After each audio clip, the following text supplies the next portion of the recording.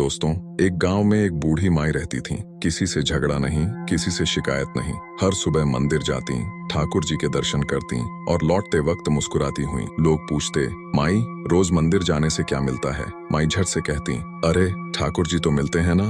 सब हंसते मजाक उड़ाते, पर बूढ़ी माई का चेहरा कभी नहीं उतरता था। एक दिन मंदिर के पुजारी जी को बाहर जाना पड़ा। उन्होंने बूढ़ी माई से कहा, माई तुम रोज ठाकुर जी से मिलने आती हो, 2 दिन उनकी सेवा कर दो। नहलाना, सजाना, भोग लगाना सब संभाल लेना, हम जरूरी काम से जा रहे हैं। बूढ़ी माई ने हाथ जोड़ ली, ठीक है बाबा, जैसा बन पड़ेगा कर देंगे। पुजारी जी तो जानते थे कि माई सच्चे दिल से ठाकुर जी को जीवित मानती हैं। वो अक्सर कहती थीं, पुजारी जी आप इतना मेहनत क्यों करते हो? ठाकुर जी से कह दो अपना काम खुद कर लें, दिन भर सजे धजे बैठे रहते हैं। पुजारी जी हंसकर टाल देते थे। अब मंदिर में सिर्फ बूढ़ी माई और ठाकुर जी। सुबह हुई, माई ने बाल्टी भरी और जोर से बोली, लल्ला जल्दी आओ, नहा लो। और सचमुच ठाकुर जी प्रकट हुए, खुद बाल्टी से जल डाला, खुद नहाए। माई बोली, अब कपड़े पहन लो, चंदन लगा लो, तैयार हो जाओ। ठाकुर जी ने सब खुद कर लिया। फिर माई ने रसोई बनाई, थाली सजाई और बोली, अब खुद भोजन कर लो, मैं बूढ़ी हूँ, हाथ दुखते हैं। ठाकुर जी ने मुस्कुराते हुए भोग ग्रहण किया। शाम को माई बोली, अब सो जाओ लल्ला।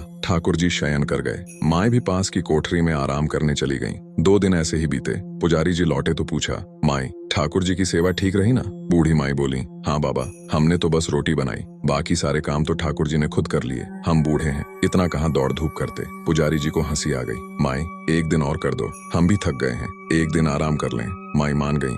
अगली सुबह फिर वही हुआ। माई ने आवाज लगाई, लल्ला उठो, नहा लो। पुजारी जी छिप कर देख रहे थे। जैसे ही ठाकुर जी साक्षात नहाने लगे, पुजारी जी की आंखों से आंसू बह निकले। भगवान एक पल को दिखे और फिर अंतर्धान हो गए। पुजारी जी दौड़े, बूढ़ी माई के चरणों में गिर पड़े। माई तुमने आज मेरी आंखें खोल दी। मैं वर्षों सेवा करता रहा, पर मन में थोड़ा सा भी संदेह था। तुम्हारे सच्चे प्रेम ने ठाकुर जी को जीवित कर दिखाया। तुम धन्य हो माई। दोस्तों, भगवान को न रिचुअल चाहिए न दिखावा, उन्हें चाहिए बस एक निष्कपट बच्चे जैसा विश्वास, बूढ़ी माई जैसा सच्चा प्रेम। अगर ये कहानी दिल तक पहुंची हो तो कमेंट में पूरे प्रेम से लिख दो।